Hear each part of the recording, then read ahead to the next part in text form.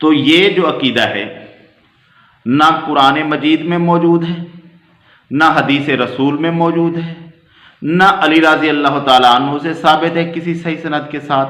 یہ ان لوگوں کا اپنا گھڑا ہوا عقیدہ ہے۔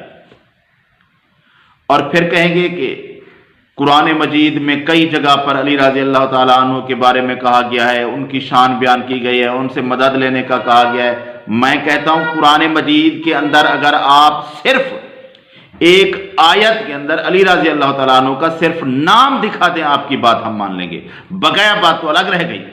علی رضی اللہ تعالیٰ عنہ کا صرف ایک نام دکھا دیں، آپ کہتے ہیں نا بہت ساری باتیں، صرف علی رضی اللہ تعالیٰ عنہ کا نام دکھا دیں، ہم آپ کی بات مان لیں گے۔